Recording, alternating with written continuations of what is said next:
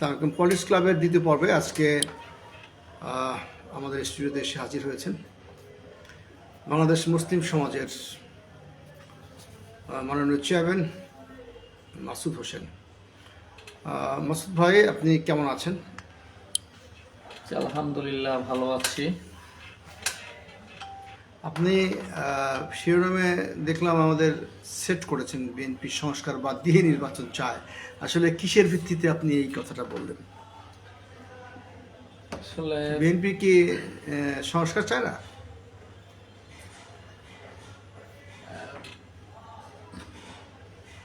যদি বলতে হয় তাহলে গোড়া থেকে বলতে হবে।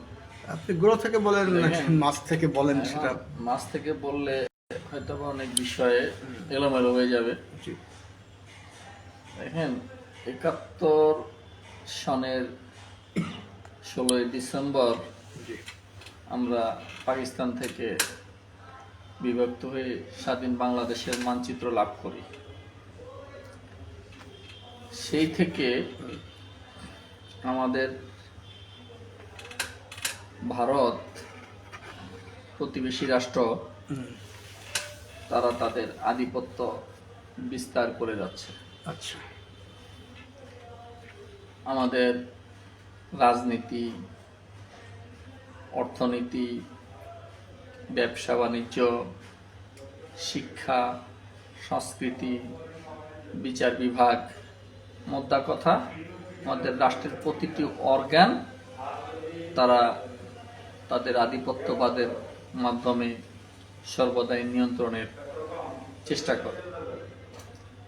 তো এখন বিষয় হলো, এই যে ৫৪ বৎসর যাবৎ আমরা যে একটি স্বাধীন সার্বভৌম রাষ্ট্র, তো এই স্বাধীন সার্বভৌমত্ব রাষ্ট্রের যে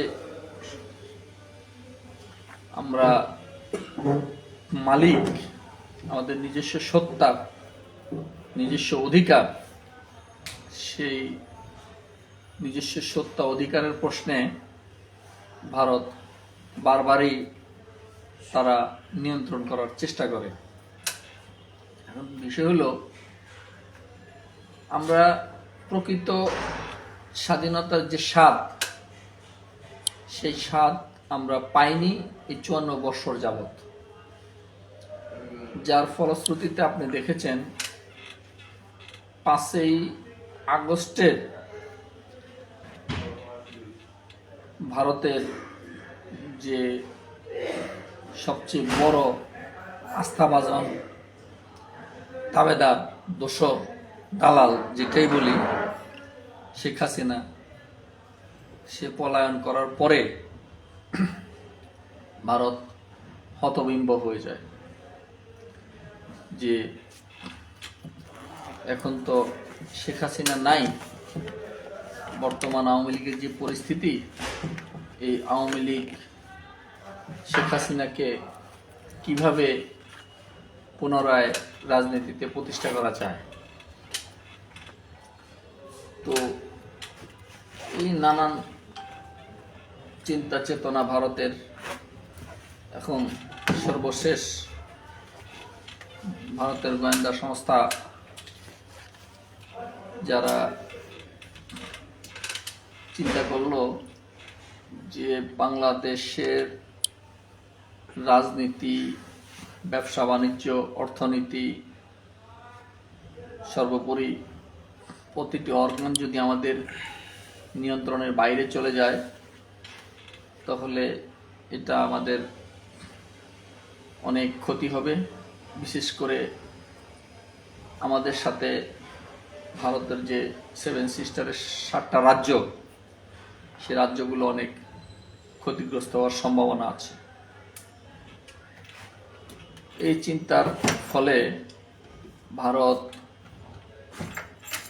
দেখলো যে বিএনপি যেহেতু সবচেয়ে বর্তমানে বড় রাজনৈতিক দল এবং দীর্ঘ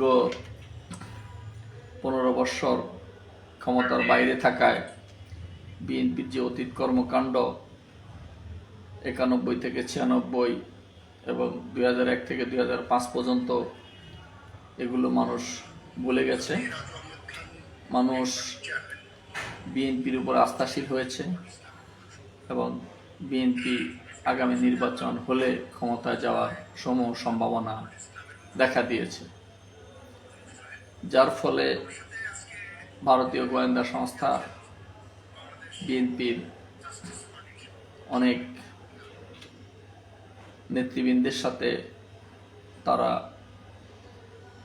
যোগাযোগ রক্ষা করে চলেছে। এ ধরনের খবর আমরা বিভিন্ন সোশ্যাল মিডিয়া এবং মাধ্যমে জানতে পারতেছি। এর অনেকগুলো বাস্তবতা এখানে বোঝা যায় যে ভারতের পররাষ্ট্রমন্ত্রী বিনাশ্রী উনি যখন বললেন যে বাংলাদেশের নির্বাচিত সরকারের সাথে ভারত কাজ করতে আগ্রহী, ইউনূস সরকারের সাথে তারা কোনো কাজ করতে চায় না। এরপর ভারতের সেনাপ্রধান একই বক্তব্য রাখলেন। তারপর থেকে দেখা গেল যে বিএনপি এই যে দীর্ঘ 54 বৎসরের রাজনৈতিক যে সংস্কার আমাদের প্রয়োজন ছিল, যেটি ভারতের কারণে হতে পারেনি বা হয়নি, সেদিকে তোয়াক্কা না করে তারা দ্রুত জাতীয় নির্বাচনের দাবি জানাচ্ছে। তাহলে বুঝতে হবে এখানে বিএনপি ভারতের পাতা ফাঁদে আবার পা দিয়েছে, যে তারা চাইতেছে যে ভারতের প্রজেক্ট এই মুহূর্তে দেশের যে অর্থনীতি, এই অর্থনীতি উপর ভর করে বিএনপি যদি রাষ্ট্র ক্ষমতায় যায় তাহলে খুব দ্রুতই বিএনপি তাদের জনপ্রিয়তা হারাবে। তাহলে বিকল্প হিসেবে কে আছে? বিকল্প হিসেবে পুনরায় আওয়ামী লীগ। কারণ ওই যেই কথা আওয়ামী লীগের নেতা কর্মীরা বলতেছে যে আগেই তো ভালো ছিলাম, এই একটা শব্দ। আচ্ছা, এখানে একটা প্রশ্ন আছে যে যখনই দেখা গেল যে বিএনপির সঙ্গে জামাতের একটা দূরত্ব তৈরি হলো, বিশেষ করে আওয়ামী লীগের মাঠে না থাকার কারণে, তো সেই অবস্থায় আপনারা এখন কি জামাতপন্থী এবং বিএনপি পন্থীর মধ্যে যে এখন সম্পর্কের দূরত্ব তৈরি হয়েছে, সেজন্য কি আপনারা ভিন্ন সুরে কথা বলছেন, নাকি এর মধ্যে আর কোনো মাঝে যা আছে? জামাতের রাজনীতি জামাত করবে, বিএনপির রাজনীতি বিএনপি করবে, আমরা মুসলিম সমাজের রাজনীতি আমরা করি। তবে এখানে একটা জায়গায় হয়তোবা জামাতের সাথে আমাদের আদর্শিক কিছু মিল আছে, সেটা আপনি বলতে পারেন, কিন্তু জামাতের আদর্শের সাথে তো বিএনপির কোনো মিল নাই। হয়তোবা বিএনপির সাথে যে জামাতের আপনার জোটটা হয়েছে একসময় 4 দলীয় জোট, সেটা ছিল নির্বাচন কেন্দ্রিক এবং আন্দোলন কেন্দ্রিক। পরবর্তীতে যে 20 দলীয় জোট যেটা যেখানে জামাতও ছিল, সেটাও ছিল আন্দোলন কেন্দ্রিক এবং নির্বাচন কেন্দ্রিক। এখানে কোনো আদর্শিক জোট কখনোই বিএনপির সাথে জামাতের ছিল না এবং কখনো হবে না। এর মোটা কথার মূল কারণ হলো বিএনপি একটা আদর্শ নিয়ে পলিটিক্স করে। এটা অনেকটাই বিএনপির যারা নেতা আছেন, যদি বলতে হয়, বিএনপি তো আসলে আওয়ামী লীগের ভাষায় যে ক্যান্টনমেন্টের দল, জিয়াউর রহমান হয়তো বা 7 নভেম্বর সিপাহী জনতার বিপ্লবের মাধ্যমে রাষ্ট্র ক্ষমতায় আসীন হওয়ার পরে এই দলটা গঠিত হয়েছে। এই দলটা তো বিভিন্ন রাজনৈতিক দলের নেতাদেরকে নিয়ে গঠিত। তো এখানে তো বিএনপির যে একটা আদর্শ, এই আদর্শিক কর্মী তৈরির মাধ্যমে তো বিএনপি গঠিত হয়নি। আচ্ছা আচ্ছা, এখানে সেকুলারিজম, বামপন্থীরা আছে, ডানপন্থী আছে, বিএনপিতে আওয়ামী লীগেরও অনেকে আছে, তারপরে আপনার ওই জাসদের আছে, বিভিন্ন কমিউনিস্ট পার্টির বিভিন্ন রাজনৈতিক আদর্শে, ছাত্র ইউনিয়নের অনেক নেতা ছিল সেই সময়, তারা এখন বিএনপির স্টিয়ারিং কমিটির মেম্বার, তারা এখন বিএনপি চালাচ্ছে। তাহলে বিএনপির সাথে তো জামাতের কখনোই আদর্শিক জোট হওয়ার সম্ভাবনা নাই, এবং কখনো ছিল না, ভবিষ্যতে হওয়ার সম্ভাবনা নাই। আচ্ছা। অতএব এখানে তো বিএনপির সাথে জামাতের একটা দ্বন্দ্ব হওয়াটা বিভিন্ন পর্যায়ে স্বাভাবিক। সেজন্য কি আপনারা সুর পাল্টানো শুরু করেছেন? না, এখানে সুর পাল্টানো তো না, এখানে বাস্তবতা বলতে আমরা যেটা বলতে চাচ্ছি যে দ্রুত নির্বাচনের এজেন্ডা হলো ভারতের, কারণ ভারত চাচ্ছে যে দ্রুত নির্বাচনের একটা রোডম্যাপ ঘোষণা হলে আওয়ামী লীগ আবার রাজপথে তারা সরব হতে পারবে, আচ্ছা, আওয়ামী লীগ আবার তারা ফিরে আসতে পারবে নির্বাচনকে কেন্দ্র করে। তো সেই ক্ষেত্রে যদি বিএনপি ক্ষমতায় যায়ও, তখন কি হবে, দেশের যে পরিস্থিতি অর্থনীতি ও বড় জোর 5-6 মাসের ভিতরে বিএনপি আবার এই শেখ হাসিনার মতন পলায়ন করা লাগবে। আচ্ছা, তাহলে অ্যাডভান্টেজ কে নিবে? অ্যাডভান্টেজ আবার হলো আওয়ামী লীগ নিবে। তাহলে আমি মনে করি এই যে বিএনপি দ্রুত নির্বাচন দাবি, এই দাবিটা মূলত ভারতের এজেন্ডা এবং আওয়ামী লীগকে পুনঃপ্রতিষ্ঠা করার একটা চক্রান্ত। আপনি দেখেছেন যে এই যে শেখ হাসিনা, তাকে কিন্তু বিএনপি আবার পুনঃপ্রতিষ্ঠিত করেছে।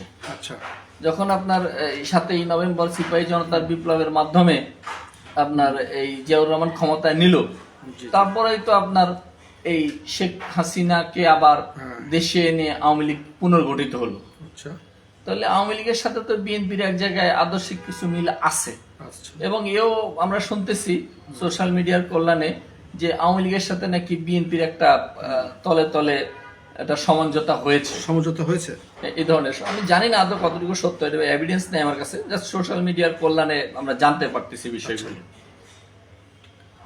এটি হলো মূল বিষয়।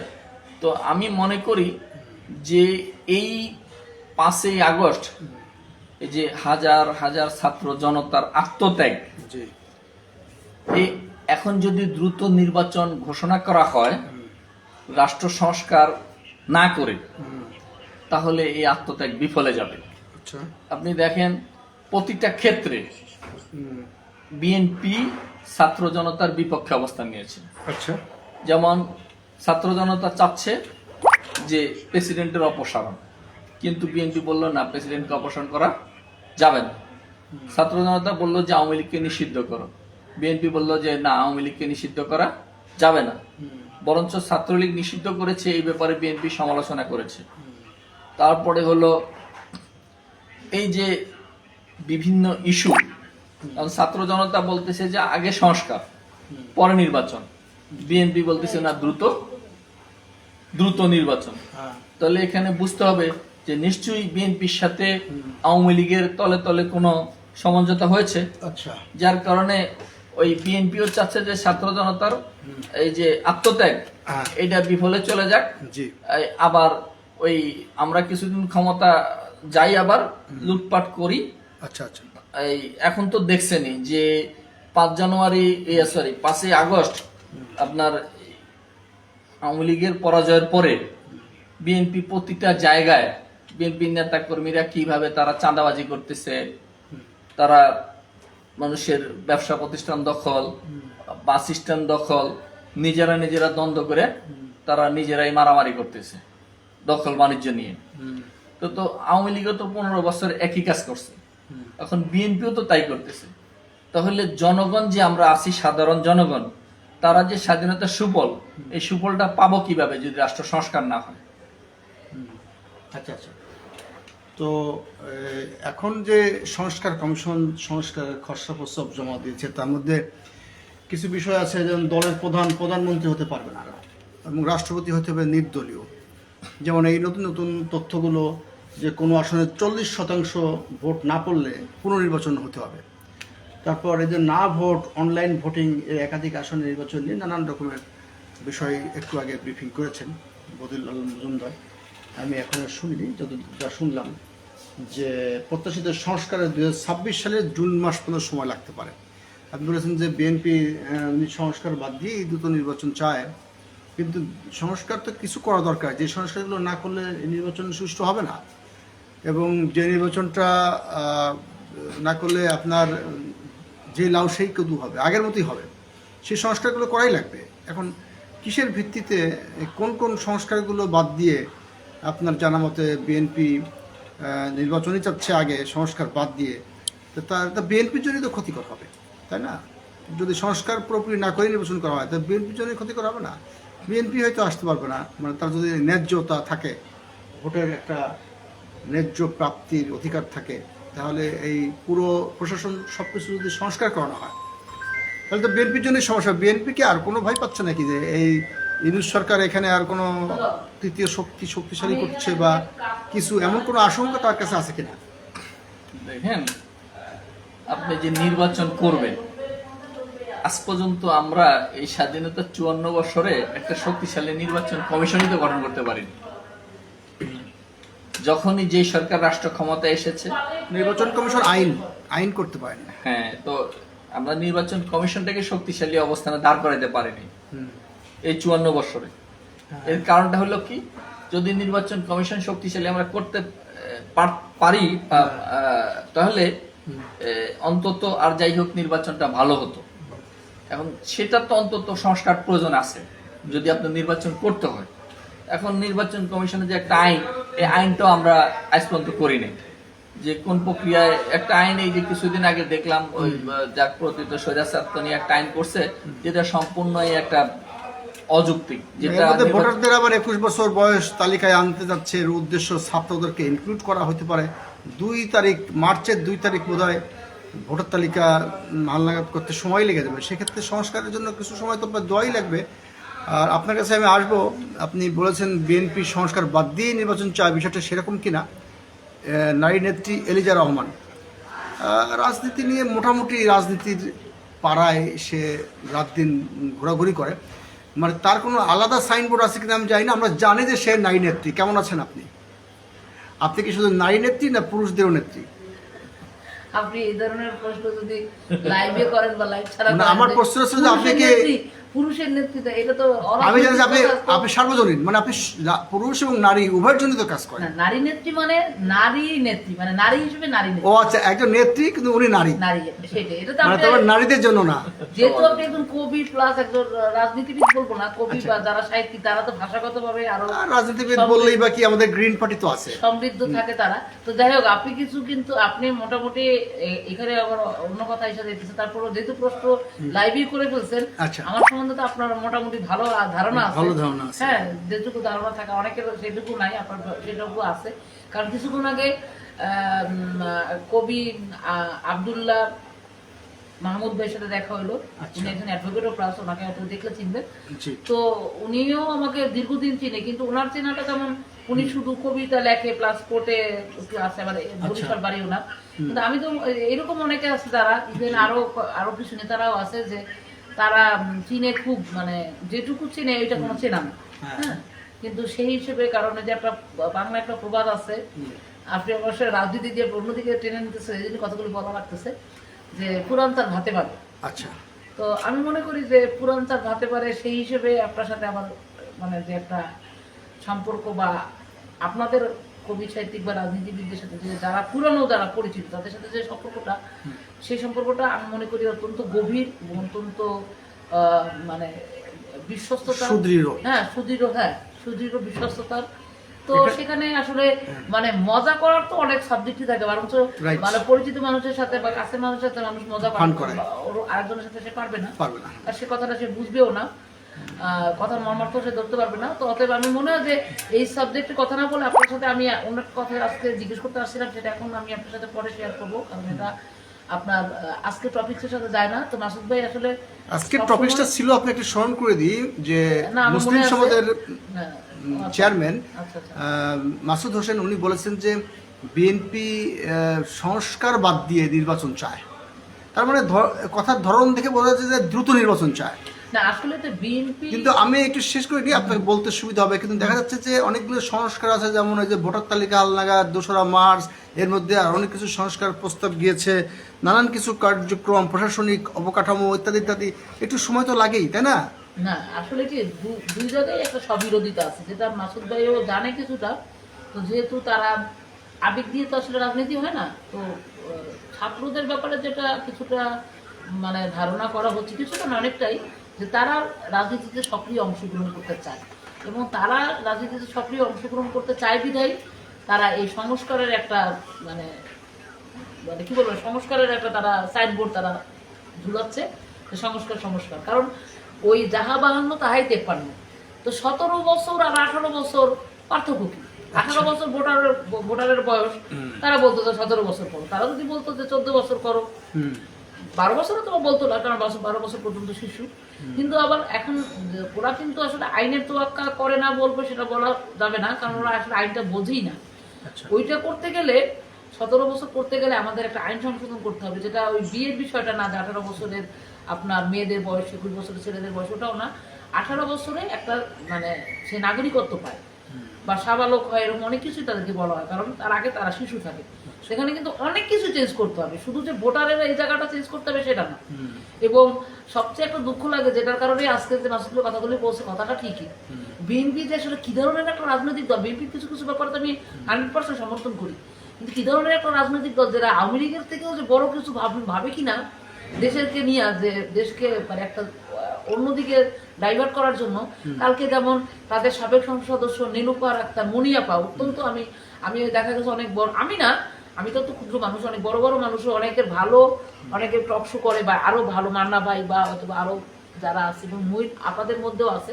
মুনিয়াপার কথা অনেকে পছন্দ করে, কারণ মুনিয়াপা খুব টু দ্য পয়েন্টে কথা বলে এবং মানুষের পক্ষে কথা বলে, যেটা মানে মানে জনগণের পক্ষে যায় এরকম। তো সেও পর্যন্ত বলতেছে, সে যে কয়টা কথা বলো নির্বাচন সেটাও তো বারবার বলতেছে যে দ্রুত নির্বাচন দিলে সেটা সবার জন্য ভালো হবে, সেটা তো বলতেছেই। সেছাড়া সে বলতেছে যে এই মানে কি বলবো এটাকে, যে বিএনপির যেটা মানে যে ছাত্রদের ব্যাপারে যে কথাগুলি বলা, এবং বয়সের ব্যাপারটাও সে বারবার করে তুলতেছে, যে ছাত্ররা এই কারণে বয়সটা কমাতে বলতেছে, যে যেহেতু তারা নির্বাচনে আসতে চায়।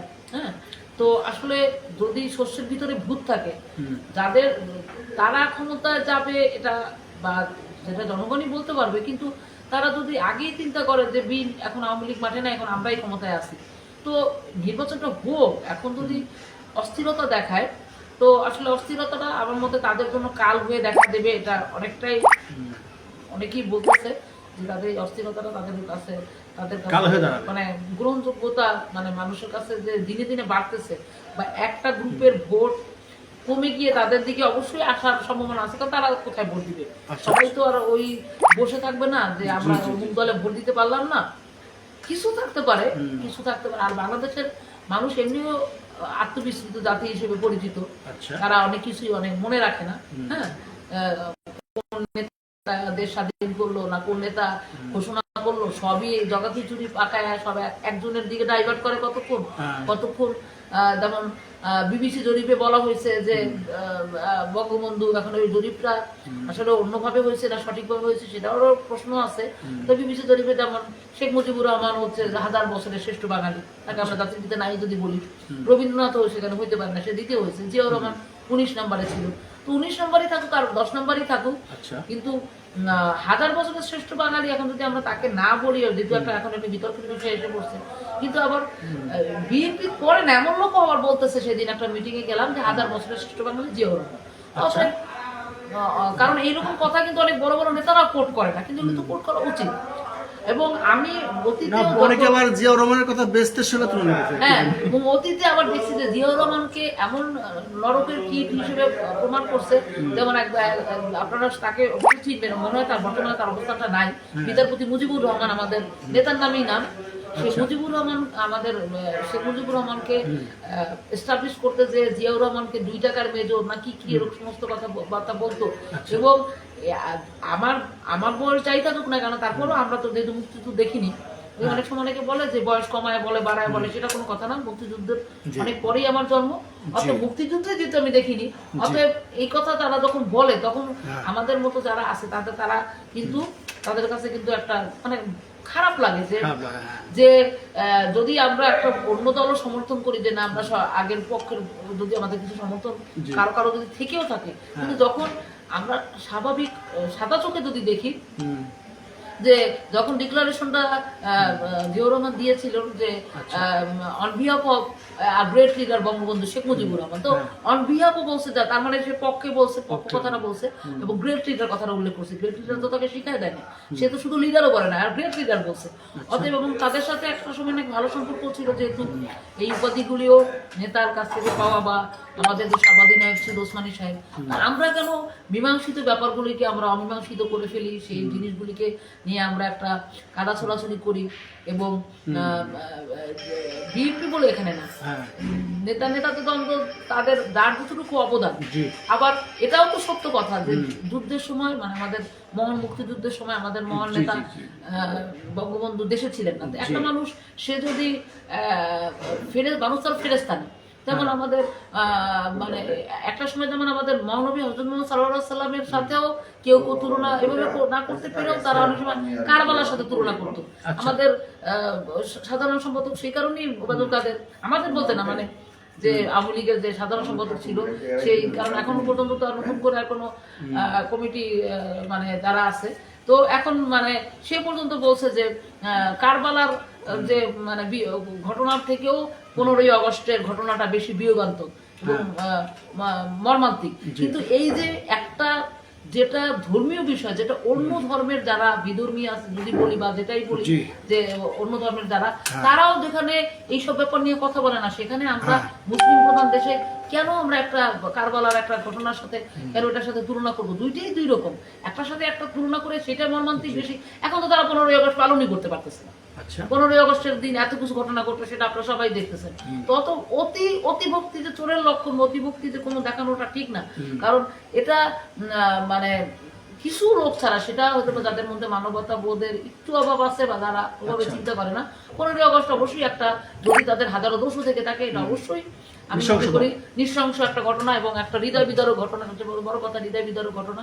এবং রাসেলের মৃত্যুটা আপামর জনসাধারণ কেউ মেনে নিতে পারে না বলেই হয়তো বা পরবর্তীতে অনেক ছেলেদের নাম রাসেলের মতো তো অনেকেই এবারও মরছে, মানে এই যে 24 না তা তো মরছে। এবং সেটারও একটা জিনিস দেখা গেছে যে ছাত্ররা নিজেরা, যারা মানে সমন্বয়ক যারা প্রধানের দায়িত্ব পালন করছে, তারা অনেক সময় নিজেরা অনেককে ফোন করে এনে তারা নিজেরা কি এখন কি কোনো নিরাপদ স্থানে ছিল কিনা, আমাদের পরিচিতের মধ্যেও দুইটা ছেলে আমার এলাকায় থাকে গ্যান্ডারিয়াতে, ওদেরকে ফোন করে যেদিন মানে টাঙ্কারপুলে যে এটা হলো লাস্টের দিন 5 তারিখ, সেখানে ফোন করে গেল, তার কিছুক্ষণ পরে সংবাদ আসলো যে দুইটা ছেলেই মারা গেছে। তো এরকম ভাবে দেখা গেছে যে তাতে বোঝা গেল যে ওই দিন এতটাই গোলাগুলি হয়েছে যে ওই দিন মানে কারোর জীবনই নিরাপদ ছিল না। তো সেই সব সময় কি তারা কি তাদের ওই মানে জায়গাটা ছিল না? মানে আমি বলতে চাই 71 হোক আর 24 হোক, মানে শিশু হত্যা শুধু নয়, মানুষ হত্যাই মহাপাপ। সেই প্রত্যেকটা হত্যার বিচার হওয়া উচিত। তার মধ্যে রাজনৈতিক মানে প্রেক্ষিত থাকে, অনেক কিছু পিছনের সামনে থাকে। মেজর ডালিম কি বললেন, জিয়াকেও বললেন বঙ্গবন্ধু হত্যার জন্য দায়ী, সে নিজেই একজন খুনি। আবার দেখা যাচ্ছে যে এই যে নানান রকম রাজনৈতিক, মানে যে 21শে আগস্ট হত্যা মামলার আসামি করা হয়েছিল তারেক জিয়াকে, পরে দেখা যাচ্ছে যে আবার আদালত বলছে না, তার কোনো দোষ নাই। মানে এইগুলো কি হয়, মানে যে যখন ক্ষমতায় আসে আদালত কি তার পক্ষে চলে যায়, নাকি আসলে ঘটনা চাপা পড়ে থাকে? আমি তারেক জিয়ার আগে একটু বলি, আগের প্রশ্নটা আসলে তো অন্য কথা বলাতে অন্যভাবে ঠিক মতো বলতে পারিনি, এই কথাটা একটু টু দ্য পয়েন্টই বলি।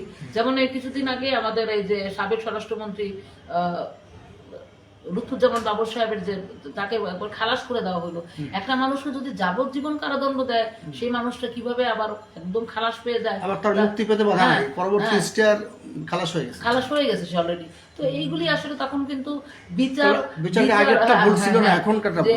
মানে ওই যে বিচারক মানে বিচারের বাড়ি নীরবে নির্ভীতে কাঁদে। এবং এক বিশিষ্ট একজন দার্শনিক প্লাস একজন আইনবিদ ফ্রান্সিস বেকন বলেছিল যে ইসে কি জানি না, যে মানে বেটা মানে কি বলে এটাকে, যে জাস্টিস ডিলে জাস্টিস ডিনাই, মানে আমরা যদি একটা জাস্টিস করতে দেরি করি তাহলে আমাদের অবিচার হয়। তো আসলে এটা এখানে জাস্টিস ডিলেই হলো কিনা সেটাও বলা যায় না, কিন্তু আমার মতে এইটা একবারে পুরোপুরি জিনিসটা, সে যে দলেরই হোক, সে জামাত হোক, আওয়ামী লীগ হোক, বিএনপি হোক, সে নেতা না হোক, সে সাধারণ মানুষ হোক, একটা মানুষকে যাবজ্জীবন দেওয়া হয়েছে, তাকে কিভাবে সে একবার খালাস পেয়ে গেল।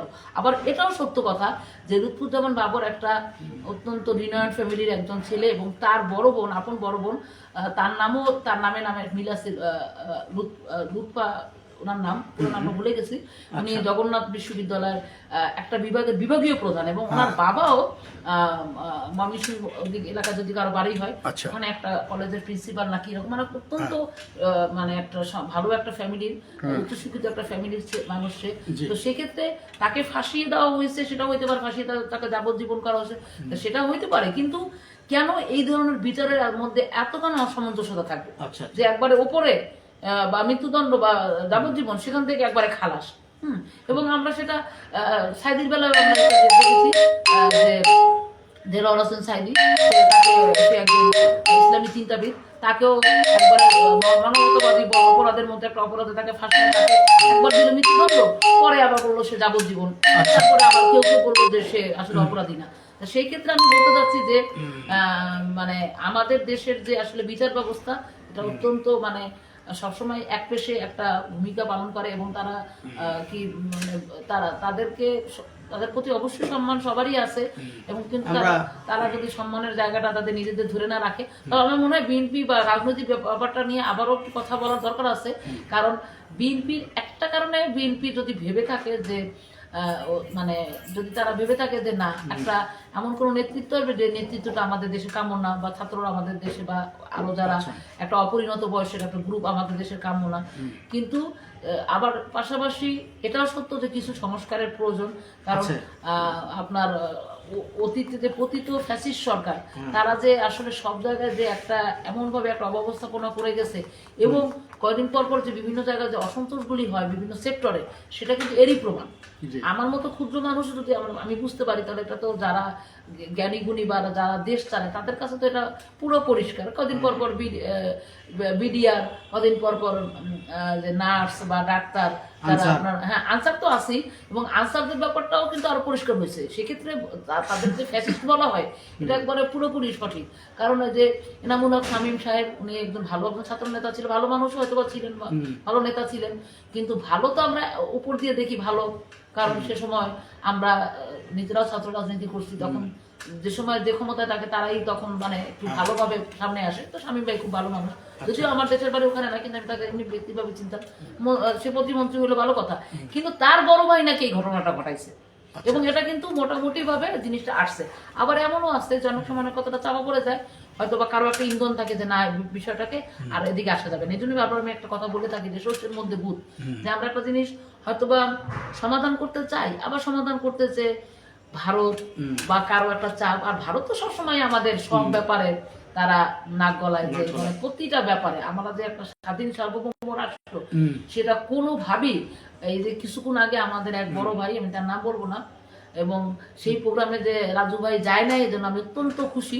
কারণ হয়তো বা রাজু ভাইয়ের মাধ্যমে, রাজু ভাই অত্যন্ত একজন অমায়িক মানুষ, হয়তো বলে দিত, কারণ ওইখানে 2-3 জন মানুষ এখনো পর্যন্ত ভারতে এমন ভাবে কথা বলে যে আমরা মনে হয় ভারতেই আছি। আচ্ছা আচ্ছা, আমরা যে স্বাধীন দেশ বলতেছে মহান ভারত, আরে বাবা মহান তো মানে মানুষের বেলায় হয়তো বা বললে বলা যায়, হ্যাঁ, এবং তাও আমার মনে হয় যে এমন কোনো হয়তো বা, যেহেতু 2 জন নেতাকে একটা মহান বলতে, সেটা যদি আমরা বা শেখ মুজিবকে মহান বলতে গেলে জিয়া অসন্তুষ্ট, বা জিয়াকে বললে দুজনকে বাদ দিয়ে যদি আমরা ওই 2-3 জন নেতা সরাত দিই, বা শেরে বাংলা ভাসানি, এদেরকে মহান নেতা বলার পরে আর কোনো এমন কেউ এখনো পর্যন্ত নাই যে মহান বলার মতো, কারণ ওনার 2 দলের বিতর্কের মধ্যে পড়ে গেছে। তাহলে এই কয়জনই তো মূলত নেতা, 5-7 জন নেতা, এছাড়া তো কাউরে। কিন্তু দেশের প্রশ্নে যদি কাউরে মহান ভারত, তাহলে এই কথাটা তো আমার মনে হয় যে কোনো জায়গায় যদি তাদেরকে এই কথাটা বলতে বলা হয়, তারা তো আরো ভারতকে আরো ফুলে ফাঁপায় বলবে, তাহলে একটা দেশ আমরা আজকে আলোচনা শেষ করব, তার আগে শেষ করি, আমি কথা 1 মিনিট শেষ করব, যে একটা দেশকে যখন তারা এত এস্টাবলিশ করতে চায়, এটা আসলে কার ইন্ধনে করে? এখনো পর্যন্ত দেশ যেখানে একটা অবস্থানে আছে সেখানে এই সব কথা বলে কাকে খুশি রাখতে চায়? এবং মাসুদ ভাই একটা কথা বারবারই বলে যে আমাদের কিছু নেতারা এখনো পর্যন্ত বিপদগামী অবস্থায় রয়েছে, তারা কিভাবে পথে আসবে এটা আমরা আসলে পথে নিশানা খুঁজে পাই না, এবং তাদেরকে অনেক সময় যে তাদের প্রোগ্রামে মানে কিছুটা খবর নেওয়ার চেষ্টা করি যে তারা আসলে কি প্রোগ্রাম করে, কিন্তু তখন আসলে মর্মাহত হই যে তারা এখনো পর্যন্ত সেই ভাঙা রেকর্ড তারা চালায়। এবং আমার মনে হয় যে রাজু ভাই আবার গেলেও তো একটা কথা জানতে পারতো, কিন্তু এই কথা আজকে খুবই, এবং আমি পরবর্তীতে আমার চোখে কিছুটা পানি ভেসে আজকে গেছে, বিশ্বাস করতে পারেন রাজু ভাই, আমি কথাটা আমি এই জন্যই আজকে ছুটে আরো আসছি।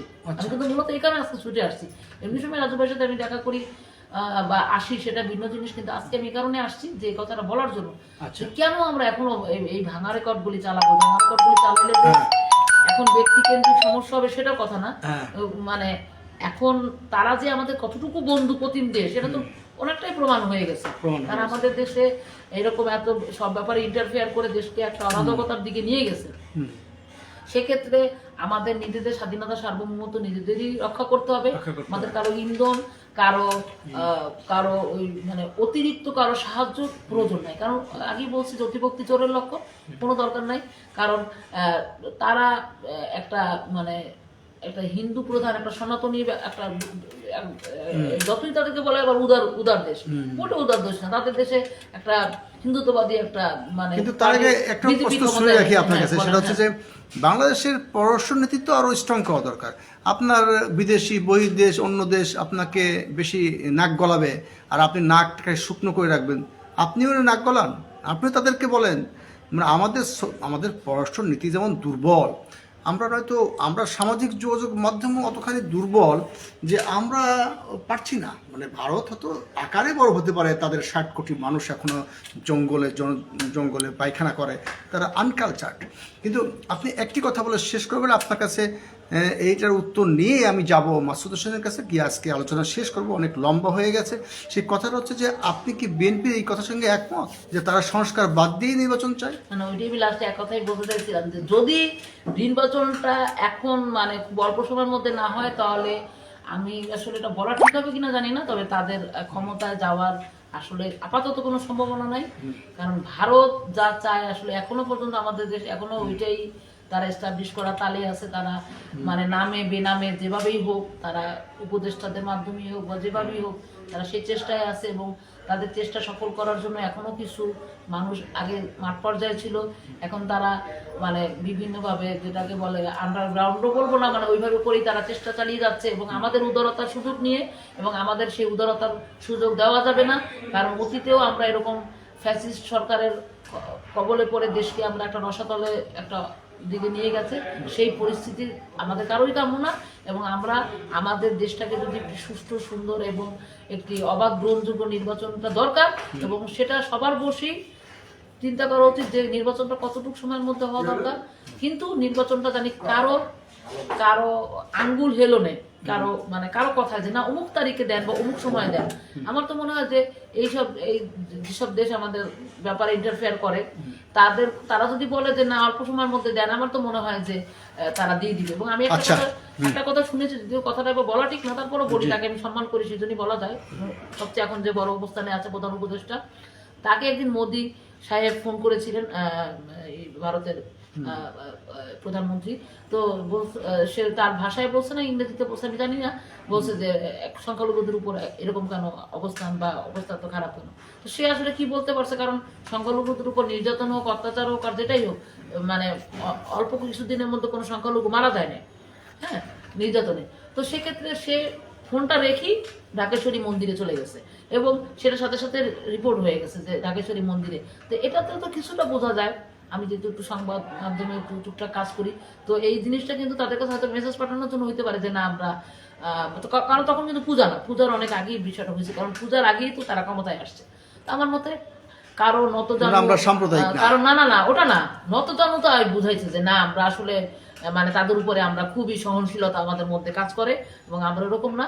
নির্যাতন তো কম বেশি হতেই পারে, কারণ এটা একটা কথাই বলবো, কারণ যেহেতু কথার মধ্যে অনেক কথা এসেছে, ভারতেও বা পশ্চিমবাংলায় হোক, বা পুরো ভারতে আমাদের থেকে বেশি নির্যাতন হয়, কারণ তারা মসজিদে ঢুকে মুসলিম হত্যা করে। এবং অযোধ্যায়, এটা শুধু বলার জন্য বলা না, তথ্য দিয়ে কথা বলতে হয়, অযোধ্যায় একটা মসজিদে ঢুকে 4 জন না 5 জন মানে মুসলিম মানে মুসল্লিকে হত্যা করা হয়েছে, যেটা অত্যন্ত নিন্দনীয় এবং অত্যন্ত বেদনাদায়ক। তো আমি আর কথা বাড়াচ্ছি না, তো যদি আর কোনো কথা থাকে বা আপনার কাছে অনেক তথ্য পেলাম, আপনি খুবই সুন্দর চমৎকার করে বলেছেন এবং খুবই স্বাভাবিক, আপনি একজন নারী নেত্রী, আর তাছাড়াও বাংলাদেশের অপরপর অনেক রাজনৈতিক দলের সাথে আপনার আসা যাওয়া আছে এবং আপনি শিক্ষিত মানুষ, আপনি খবর রাখেন। আমরা চাই যে পলিটিক্স ক্লাবের এই অনুষ্ঠানে আপনি বারবার আসেন, জনগণকে আসল খবর দেন এবং জানান দেন যে কি হতে যাচ্ছে। আর এই নির্বাচন ত্বরান্বিত করার জন্য সংস্কার বাদ দিয়ে যে বিএনপির আকুতি, সেই আকুতির সঙ্গে আপনি একমত কি একমত না খুব কৌশলে এড়িয়ে গেছেন মনে হলো। আর তাছাড়াও অতটা একমত হওয়ার সম্ভাবনা না, কারণ বিএনপি ঠিক না আওয়ামী লীগ ঠিক। এর মধ্যে আমাদের আজকের দুটো কথা বলেই মাসুদ হোসেন, বাংলাদেশ মুসলিম সমাজের মাসুদ হোসেন শেষ করবেন। সেটা হচ্ছে যে আমি বলে দিয়েছিলাম যে যখন জামাতের সঙ্গে বিএনপির প্রেম ছিল তখন আপনারা হয়তোবা আমরা একরকম সুরে কথা বলতাম, আবার যখন এখন জামাতের সঙ্গে বিএনপির বিদ্বেষ বা রাজনৈতিক মানে বিদ্বেষ ক্লাস, তখন হয়তো সুর পাল্টে গেছে। কিন্তু এর মধ্যে একটি তথ্য দিয়ে রেখে যে সুর নামে একজন লোকও ছিল বাংলাদেশ ব্যাংকের গভর্নর, সম্ভবত ডেপুটি গভর্নর, না দীপক কুমার সুর নামে নাকি না, সুরকে গ্রেপ্তার করা হয়েছে। যাক, এখন আমি সুরটা অন্যদিকে দিতে বলি, আপনি শেষ বাক্যে এটা বলবেন যে কি মানে কি হচ্ছে। ভারতের লোক, উনি সম্ভবত ভারতের লোক না হিন্দু, এটা তো স্বীকার করে না। হিন্দুর জন্য না, ভারতের লোক, ভারতের লোক হতে পারে, আমি যে নাম জানি না তার জন্ম কোথায়, কিন্তু সুর অনেক আমাদের দেশে সুর বেসুর যে কোনো সুর অনেক অকর্ম করেছে যেটা আমরা জানি, সেই অকর্মের জের ধরে তাকে গ্রেপ্তার করা হয়েছে। মাসুদ হোসেন, আপনি শেষ বাক্যে বলবেন আজকে পলিটিক্স ক্লাবের আলোচনায় একটা কেমন মানে কিভাবে আপনি ইতি টানবেন বলেন। আপনার আধিপত্য প্রতিরোধ আন্দোলনের পেজ থেকে আমরা গিয়েছি, যদিও আমরা শেয়ার করেছি সেখানে, তো আপনি কিভাবে ইতি টানবেন? আপনি কি জামাতের না বিএনপির পন্থী নাকি আওয়ামী লীগের? একটু ঘটা করে একটু খোলসা করে বলবেন। আসলে বলবো, আমাদের নারী নেত্রী যে আপা এলিজা আপা, উনি তো অনেক কিছুই বললো, আমি শুনলাম যথার্থই। আপনি দেখেন, উনি কিন্তু ওনার বক্তব্যই বলে ফেলেছে নির্বাচন কি আদৌ হওয়া প্রয়োজন কি না। আপনি দেখেন, উনি কিন্তু বলে ফেলেছে যে আমরা এখনো পর্যন্ত আমাদের বিচার বিভাগটা ঠিক করতে পারিনি। তারপরে আমাদের এই যে নির্বাচন করবে তো নির্বাচন কমিশন, সেই নির্বাচন কমিশনের মেরুদণ্ড এখনো সোজা করতে পারে নাই। তো তাহলে এত দ্রুত নির্বাচন, এটা তো ভারতের এজেন্ডা বাস্তবায়নে বিএনপি মরিয়া।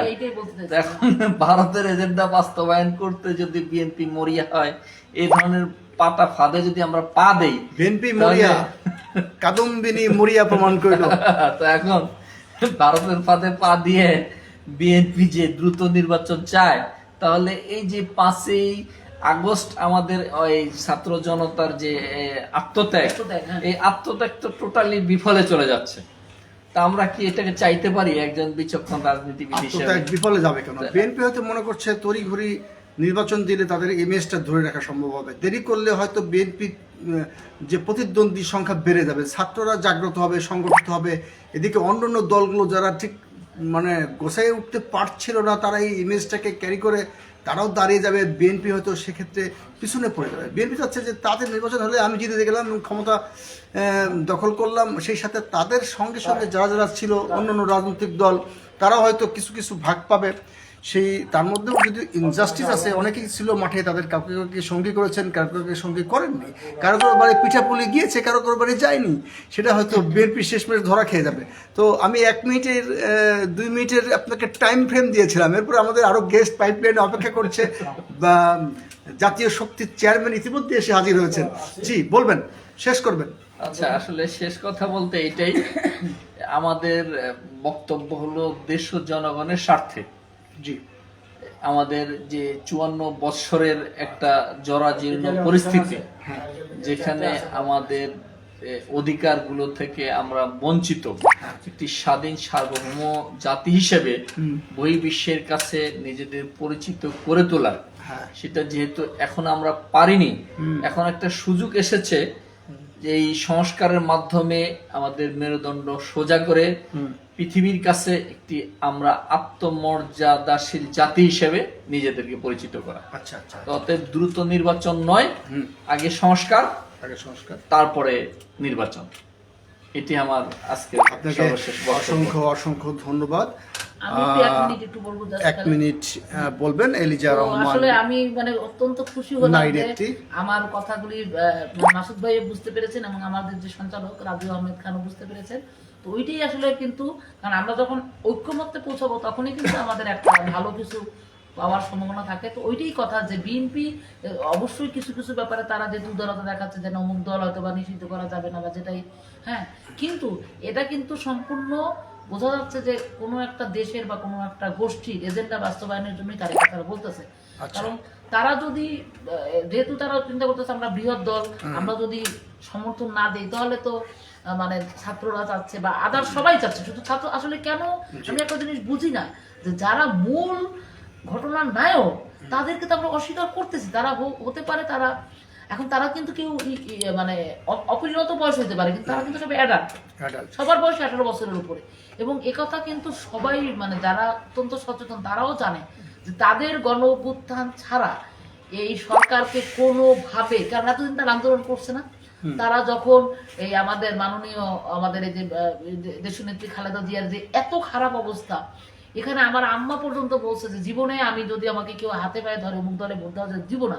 এবং এরকম অনেকেই বলছে যে আর কোনোদিন এই দলকে যদি আমরা একবার ভোটও দিয়ে আর দিব না এই দলে ভোট, এরকম একটা খারাপ অবস্থায়। এবং আমার আম্মা যদি মারা গেছে তার শারীরিক অবস্থা খারাপ ছিল, কিন্তু মানুষের সবার একটা প্রাণের দাবি ছিল, কেন তাকে এত একটা অসুস্থ মানুষ, হ্যাঁ।